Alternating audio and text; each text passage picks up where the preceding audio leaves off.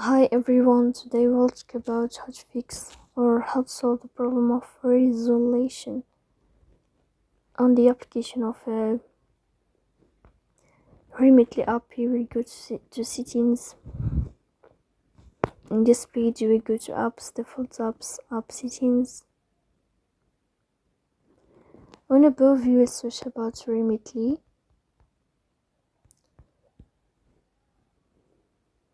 Here in this page of app info, you will click on first stop and you will click OK. Here you will enter to the window of storage.